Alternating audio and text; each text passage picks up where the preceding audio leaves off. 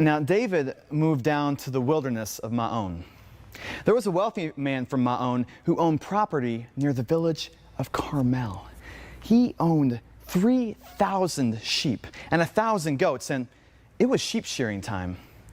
This man's name was Nabal, which means fool. His wife, Abigail, was a sensible and beautiful woman, but Nabal, a descendant of Caleb, was mean and dishonest in all his dealings. Now, when David heard that Nabal was shearing his sheep, he sent 10 of his young messengers to Carmel. He told them to deliver this message.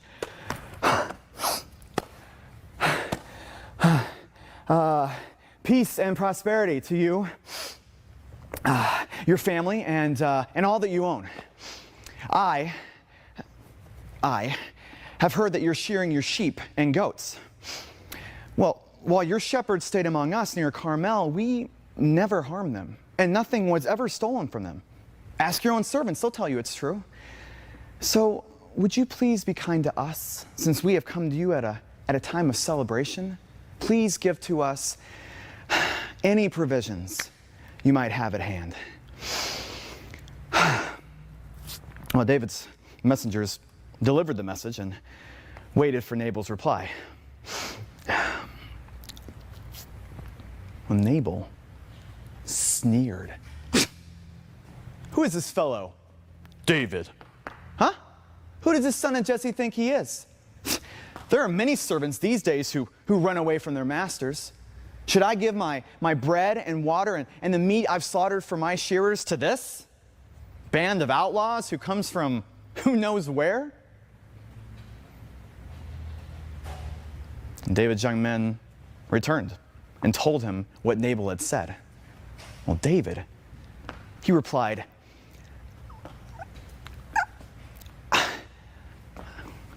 "Get your swords," as he strapped on his own. 400 men started off with him, and 200 remained behind to guard the equipment.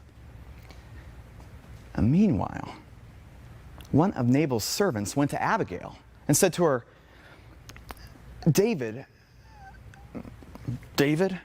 he sent young men from the wilderness to speak to our master, and he insulted them. But David's men were very good to us, and we never suffered any harm from them. Nothing we owned was lost or stolen the entire time they were with us. In fact, they were like a wall of protection to us and the sheep. You better think quick, for there's going to be trouble for our master and his whole family. He's so ill-tempered, no one can even speak to him.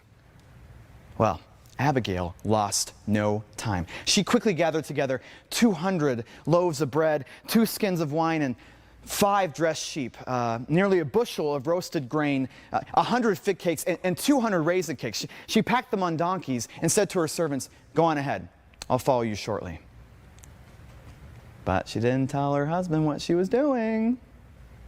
So, as Abigail rode down into a mountain ravine, she saw David and his men coming toward her. Now, David had just been saying, "A lot of good it did to help this fellow.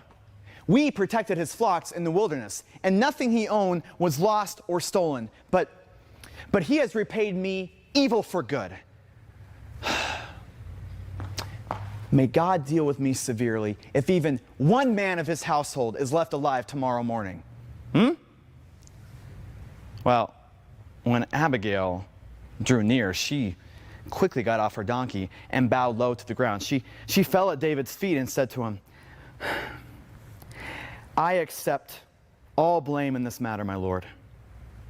Please, listen to what I have to say. I know Nabal is a wicked and ill-tempered man. Please don't pay any attention to him. He's a fool, just as his name suggests. But I never even saw the messengers you sent. Now, my Lord, as the Lord lives and you yourself live, since the Lord has kept you from murdering and taking vengeance into your own hands, let all your enemies be as cursed as Nabal is.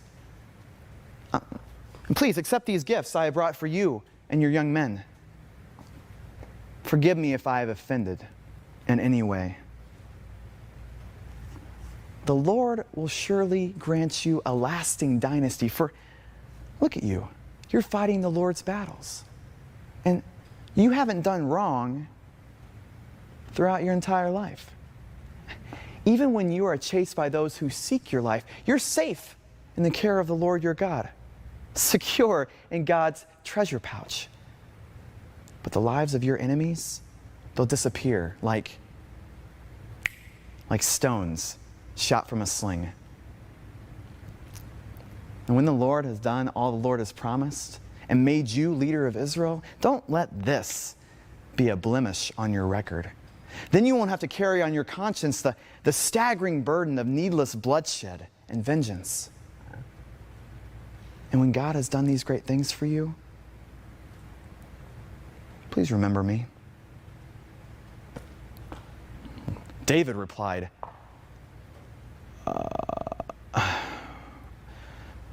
Praise the Lord, the God of Israel, who has sent you to meet me today.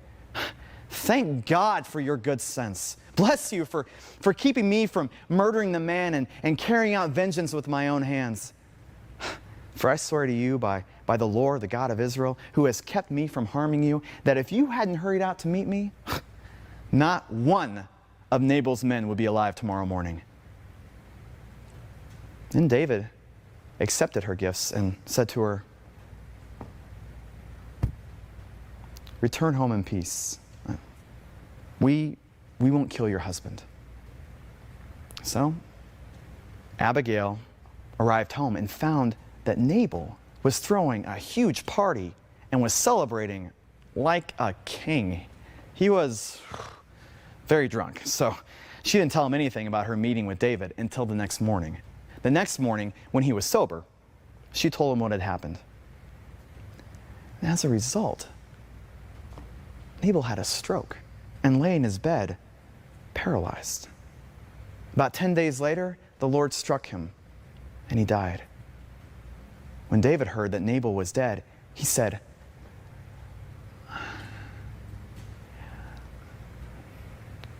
Praise the Lord, the God of Israel, who has paid Nabal back and kept me from doing it myself. Nabal has received the punishment for his sin. And David wasted no time in sending messengers to Carmel to ask Abigail to become his wife. When the messengers arrived at Carmel, they said, David would like to know if you will become his wife. And Abigail bowed low to the ground and replied, Okay. I'm even willing to become a slave to David's servants. Quickly getting ready, she took 5 of her servant girls as attendants, mounted her donkey, and went with David's messengers. And so she became his wife. Welcome to our second series in the Biblical Storytelling Bible Study. Our second session in this series. We are looking now at Kings and Prophets, and today we actually, as you can see, have all of us in the same room. So we're going to first think about the story of Abigail and David from 1 Samuel 25. Jason was the teller. A younger version of Jason was the teller. How much younger? 10? Ugh. Yeah, almost 10 years. Yeah. So, tell us what you want to observe about the story first. I mean, it's a story about Abigail.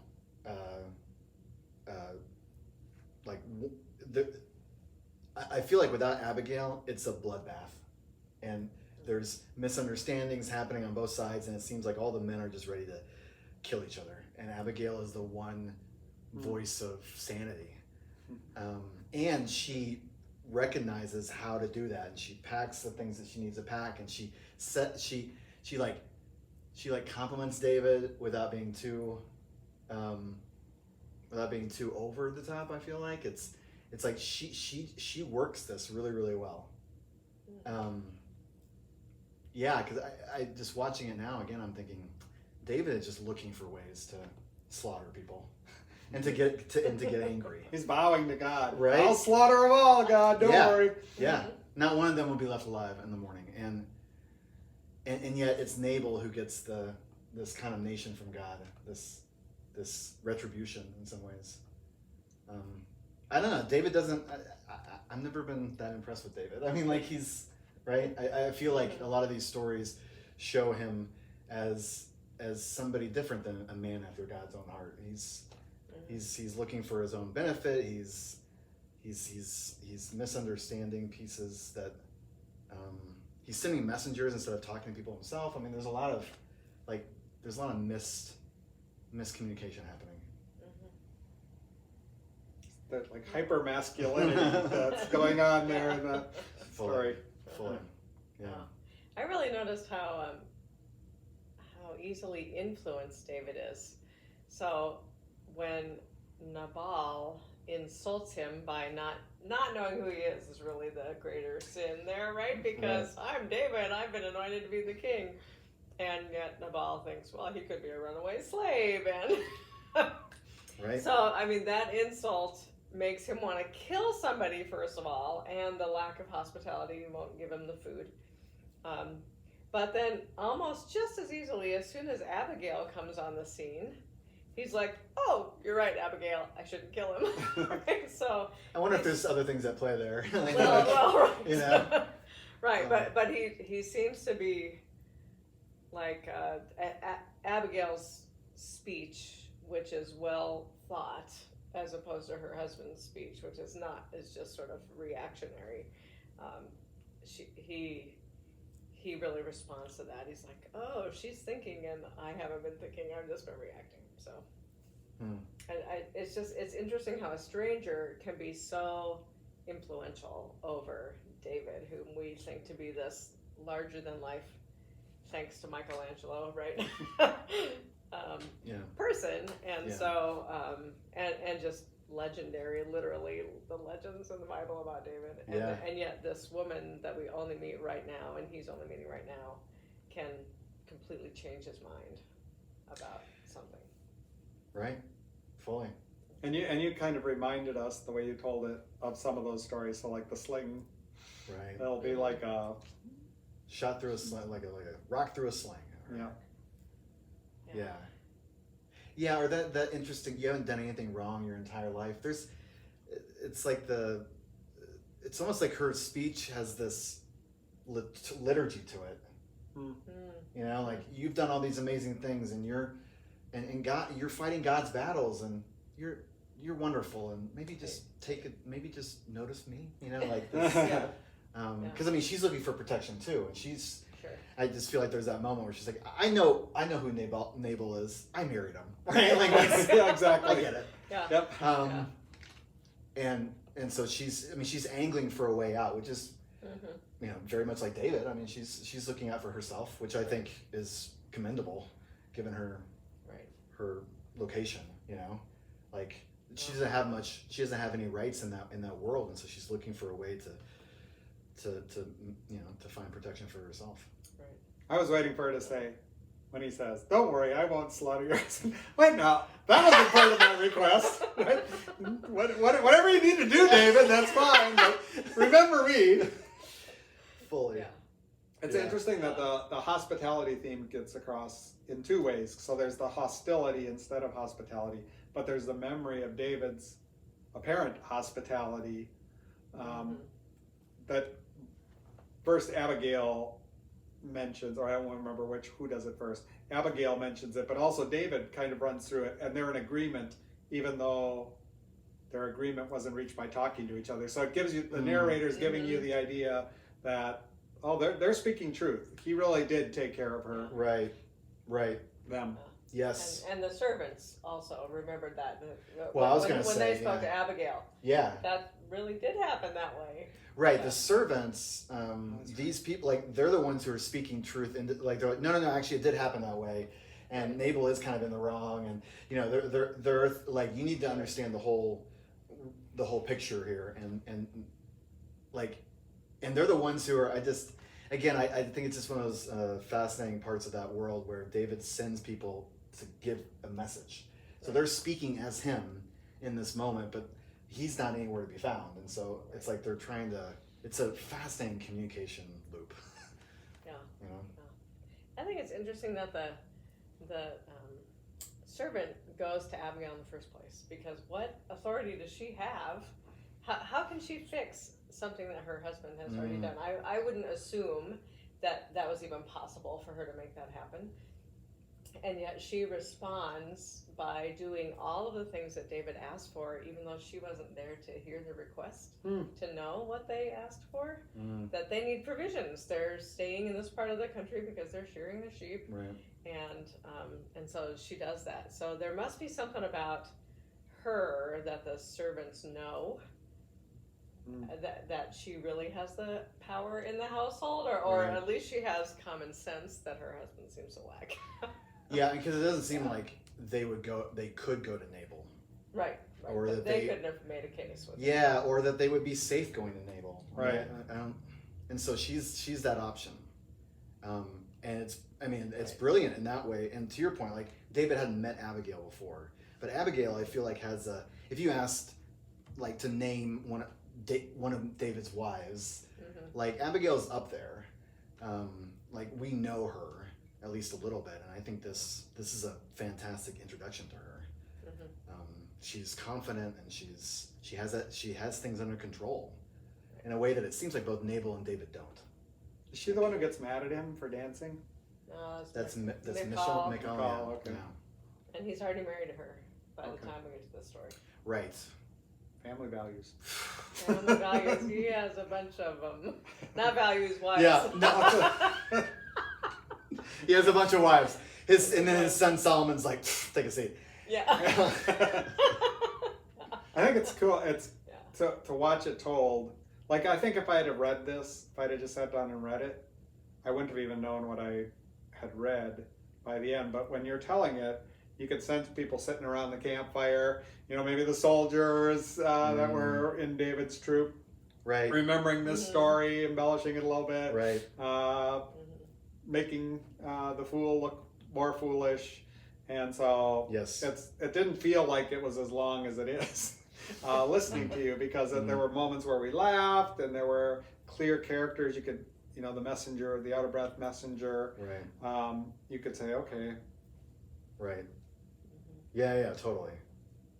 And we're getting a more complete picture of David as we read these stories about him, hear these stories, because in this one there were the allusions to the David and Goliath story, which already happened, the sling, and allusions to him being a shepherd. Right. That's what they're doing right now. That's why they're in another part, and he's anointed. Abigail knows he is the king doing God's work, even though Saul is still actually the king in this part of the story.